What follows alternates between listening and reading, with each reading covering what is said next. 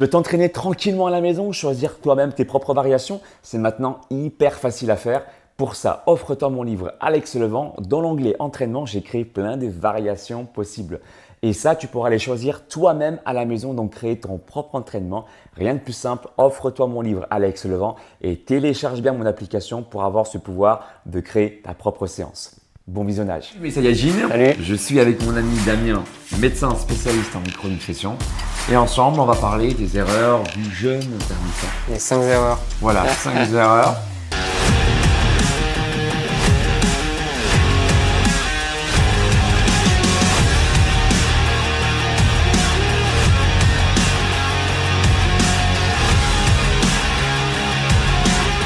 Tu aimes bien ce type de vidéo où on prend le temps de t'expliquer le pourquoi du comment, on rentre un peu dans les détails physiologiques, on donne des conseils également de bon sens Oui, autour de la ça, santé. écouter le corps, des conseils pratiques aussi. Oui. Tu mets un pouce vers le haut, tu veilles à t'abonner également sur la chaîne si ce n'est pas encore le cas. À tous ceux qui viennent de découvrir ma chaîne, qui nous voient pour la première fois, enchanté. Avec Damien, on a déjà sorti beaucoup de vidéos autour de l'alimentation, mais aussi autour de la santé. Vous savez que sur cette chaîne, on parle de sport, mais également on parle de bien-être dans sa globalité. Voilà. Et je vous invite aussi par la même occasion, tant qu'à faire, à vous abonner également dans ma seconde chaîne, sur ma seconde chaîne, Alex Levent Énergie, pour ceux qui souhaitent apprendre à méditer et qui veulent en savoir plus sur l'aspect énergétique. D'accord ? Voilà. Donc aujourd'hui, en rentrant directement dans le vif du sujet, quelle est la première erreur qu'on fait lorsqu'on fait du fasting, mon cher Damien ? Ce qu'on constate souvent, c'est que les gens ils veulent un effet immédiat, donc ils veulent des résultats rapides. Et ils veulent viser trop haut, des fois on en a parlé dans une autre vidéo, mais il y a plusieurs périodes de jeûne qu'on peut mettre en place. Et il y en a, ils veulent faire direct 16h ou 20h, peut-être comme toi, de jeûne. Et à ce moment-là, c'est pas tenable dans le temps, on va dire. C'est clair que jeûner directement à 20h, comme moi je peux faire par exemple, c'est pas forcément la bonne solution parce que le corps s'est pas habitué. Oui, voilà, ça va être trop brutal le changement, je pense. Voilà. Même psychologiquement, ils vont avoir du mal, les gens. Ouais. Et donc, qu'est-ce qu'on peut faire alors au lieu de faire directement un jeûne de 20h ou un jeûne de 16h pour ceux qui n'ont vraiment pas l'habitude de jeûner ? C'est de faire de manière progressive. Donc, pareil, on l'a déjà expliqué dans une des vidéos. Donc, commencer peut-être par 10h, après 12h, 14h, 16h par tranche de 2 heures. Enfin, je sais pas ce que tu en penses. Moi, je pense que c'est bien de penser comme ça aussi, parce que toutes les 2 heures, ça passe assez vite finalement. Et pendant ces temps-là, une solution, après on passera à la deuxième, on ne perdra pas de temps aujourd'hui, c'est de faire des choses qui des choses où tu te nourris intellectuellement. Ça passe vraiment vite. Quand je parle de la nourriture intellectuelle, c'est par exemple faire des choses qui te fait vibrer. Faire des choses que tu aimes. Ça peut être par exemple, je sais pas, ça peut être de la peinture, même de la musique, ou aller te promener dans un parc près des forêts. Quelque chose qui te stimule en tout cas et qui te permet en fait de te connecter avec le moment présent, ce qui fait que le temps passe naturellement beaucoup plus vite. Oui, et l'objectif c'est d'être autour du 16-8. On dit que c'est le schéma traditionnel, donc 16 heures de jeûne, parce que là à ce moment-là on sécrète certaines hormones et tout, et 8 heures de repas, donc c'est-à-dire 8 heures de période durant laquelle on va manger. Donc souvent on va dire 2 repas et une collation par exemple. C'est ça. Et il a raison Alex, c'est-à-dire comme vous libérez du temps parce qu'il y a un repas en moins, en profitez peut-être pour faire autre chose. Voilà, vous accordez du temps pour vous, apprendre des choses. Voilà. Votre me time, quelque chose de stimulant. Et puis avant de passer à 16 heures de jeûne, on peut faire par exemple déjà 12 heures, sachant qu'on peut compter évidemment le temps des heures du sommeil peuvent être inclus dans vos temps d'heures de jeûne. Évidemment, voilà. Parce que le jeûne, ça fait peur, le mot jeûne des fois. Ouais, voilà. Mais quand vous dormez, normalement, vous dormez entre 6 à 8 heures, plutôt 8 heures si vous avez un bon sommeil. C'est mieux 8 heures, ouais. Voilà. Donc, il suffit de rajouter, entre guillemets, 4 heures pour se rapprocher déjà des 12 heures.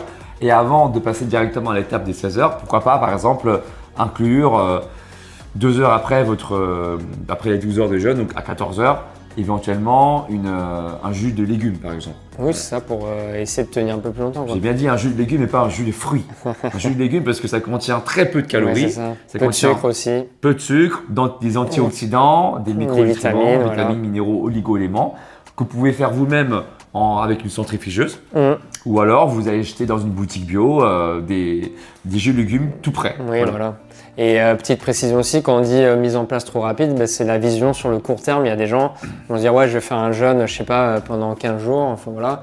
Mais le but c'est peut-être de l'intégrer dans la vie de tous les jours, que ce soit une habitude, pas faire forcément tous les jours, peut-être on peut faire un jour sur 2, un jour sur 3, Tout à fait. mais que ça soit dans une routine générale, quoi, Voilà. globale, quoi. C'est ça, en fait, que ça soit pas non plus une obligation. C'est-à-dire, ne vous sentez pas obligé Oui. de pratiquer le jeûne intermittent parce que vous voulez aller trop vite, justement. Mm. Parce que voilà, vous voulez accélérer le truc. C'est plus une hygiène de vie. Et Voilà, d'ailleurs, long terme. en parlant d'hygiène de vie, on part directement sur le deuxième point. Let's go. C'est la deuxième erreur, c'est de faire ça juste pour justement perdre au niveau du ventre.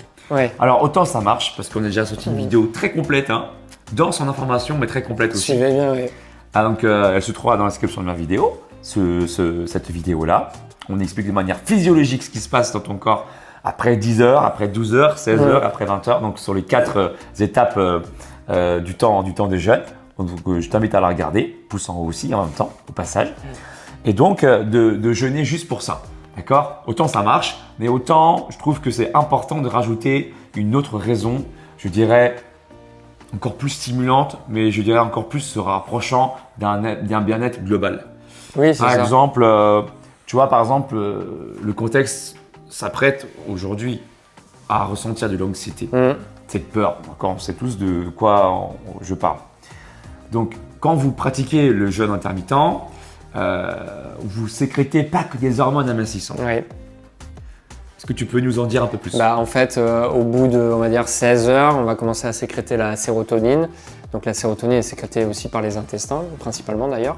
Et on l'appelle l'hormone du bien-être, donc qui permet de prendre de recul, de relativiser, de lutter contre l'irritabilité, mais aussi tout ce qui est compulsion alimentaire, notamment vers le sucre, et les addictions tabac-cigarette. Donc du coup, le jeûne, on ne sait pas trop, mais en fait va aider aussi à la sécrétion de sérotonine. Et donc, ça va te Et donc au permettre bien-être. de te calmer, de te sentir mieux. Et au-delà de te sentir mieux au niveau du ventre, c'est bien également de te sentir bien dans l'ensemble de ton corps. Oui, voilà. Ça, c'est des raisons, je dirais, de bien-être. Oui, et puis la mise au repos de manière générale du système digestif en fait, même si Voilà. on en parle, mais il y a quand même besoin des fois de phases de repos au niveau digestif en fait. On mange un peu trop en fait. Pour que tes émonctoires, donc tes organes qui sont, je dirais, qui ont pour rôle d'éliminer les déchets, donc qui sont au nombre de 5, les poumons, les reins, l'estomac, Oui, enfin le côlon et l'intestin quoi pour éliminer. voilà, la peau et Le plus important, le foie. le foie, effectivement, j'avais oublié celui-là, qui permettent justement de s'activer et de pouvoir éliminer les déchets, les toxines et tout ce que j'en pense. Voilà, quand on met au repos, bah, c'est sûr que la détoxication du corps se met plus facilement en place, ça c'est C'est sûr. ça, parce qu'ils n'ont plus qu'à s'occuper que d'une tâche. C'est ça. Voilà. Et enfin, j'ai envie de dire, une autre raison en fait, au-delà du bien-être, c'est une raison de santé.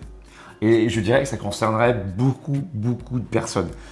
Comme en France, on sait qu'aujourd'hui, 49% des Français sont En en surpoids. surpoids. Ouais. Et aussi un pourcentage sont en obésité. Et bien du coup, le surpoids et l'obésité, ça a tendance à favoriser la résistance à l'insuline.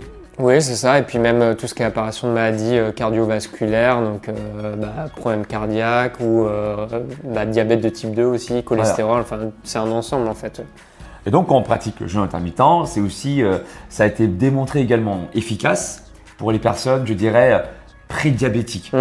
Et quand tu fais de la résistance à l'insuline, tu es quand même sur un terrain fort probable, en tout cas, prédiabète, on peut pas le négliger.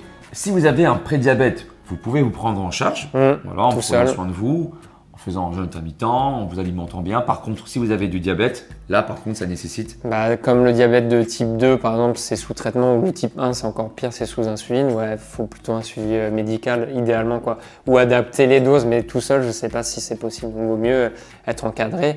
Et par rapport à un terrain de prédiabète, le truc c'est qu'en fait on a un pic d'insuline en moins, parce qu'on saute un repas, et du coup il y a moins de résistance parce que je sécrète moins d'insuline, donc le corps il est moins habitué en fait. Donc fort conseillé plus d'avoir votre médecin traitant là-dessus. Voilà. Le troisième point, un manque de protéines. Donc pas assez de protéines, qu'est-ce que ça génère? Bah, en fait, on recommande souvent minimum pour quelqu'un de sédentaire 1 gramme par kilo de poids désiré de protéines. Mais pour quelqu'un par exemple qui suit tes programmes de sportif, on va monter peut-être à 1,5. Et quelqu'un qui veut prendre vraiment de la masse, 1,8, 2 grammes par kilo de poids par jour. Mais voilà, souvent, comme la fenêtre horaire de repas elle est restreinte, les gens ils vont avoir un peu un déficit en protéines en fait. C'est ça, c'est ça. Et puis en plus, bon, on l'a pas précisé dans cette vidéo-là, ça sera dans une prochaine vidéo, mais quand on fait un jeûne intermittent, c'est vrai que vous libérez les hormones amincissantes, mais aussi, il faut le dire, il y a aussi une partie des protéines du muscle qui sont utilisées comme source d'énergie pour produire du glucose dans le sang. Et c'est ce qu'on appelle, c'est le stock d'acides aminés glucoformateurs. Je crois que ça s'appelle comme ça. Ouais, c'est ça. Et ce stock, dis-moi si je me trompe, mais est utilisé pour produire du glucose dans le sang. Voilà, rapidement, une source d'énergie, quoi.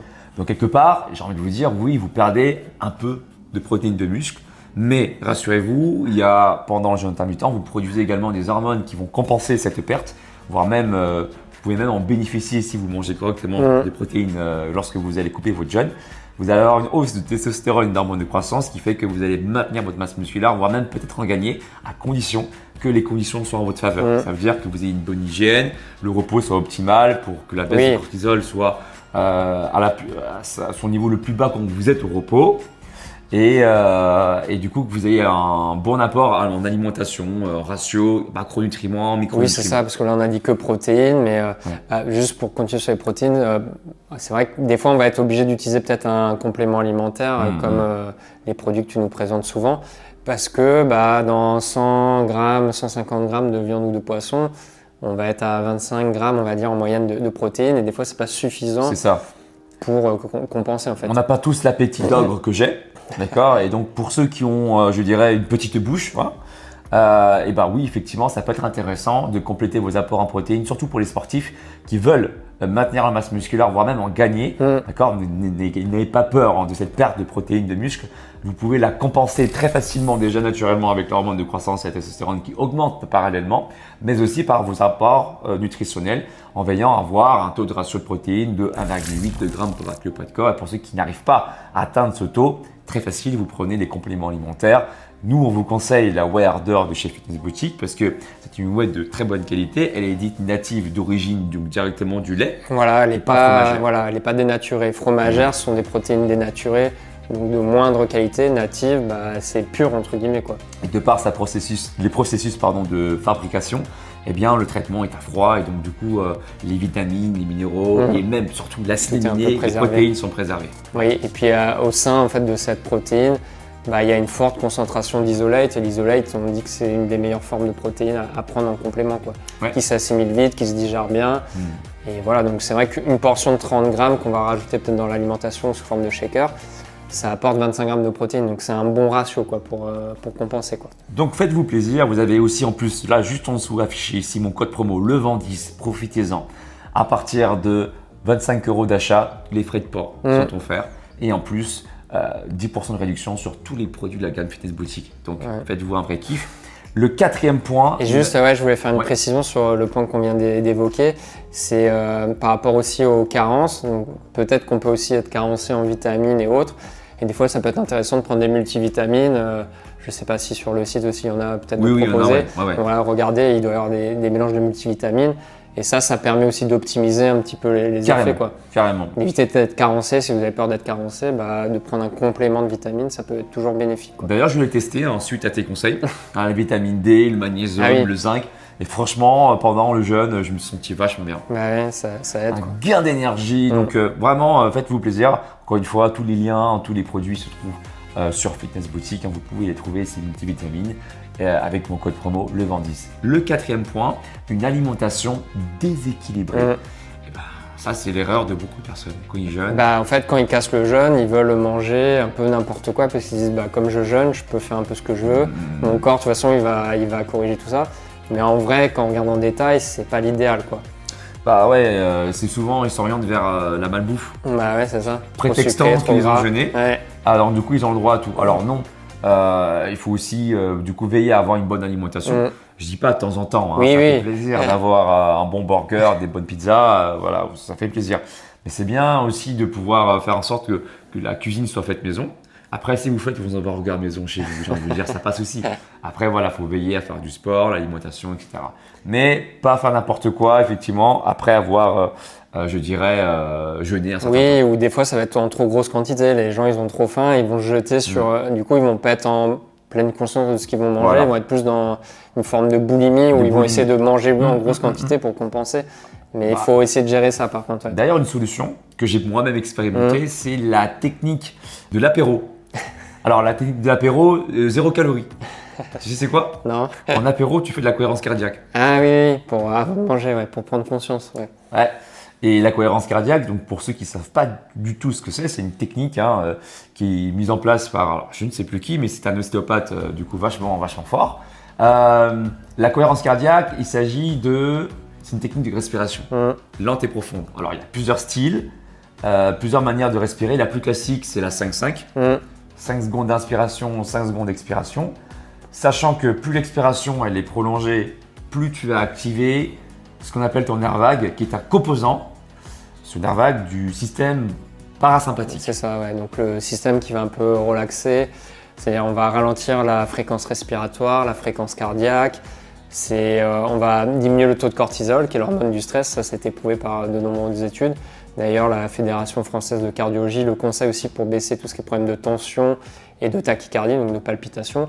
Donc vraiment, cette prise en charge peut être intéressante et il y a des applications, même tu avais fait des vidéos sur la cohérence cardiaque justement. Tout à fait. J'avais même dit que comme il y a aussi des bonnes bactéries qui envoient des messages à notre cerveau par le biais de ce nerf vague là justement.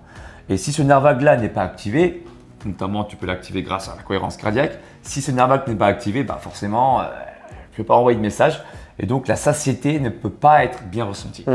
Et petite précision sur la cohérence, en fait ce qu'il faut savoir c'est que quand on inspire, souvent on va avoir tendance à gonfler l'eau et en fait ce qu'il faudrait visualiser c'est plutôt les poumons qui se remplissent. Donc quand j'inspire, je rentre de l'air dans mes poumons, le ventre qui se relâche, c'est pour ça qu'on appelle aussi respiration abdominale, donc le diaphragme aussi, et tout ça va être joué.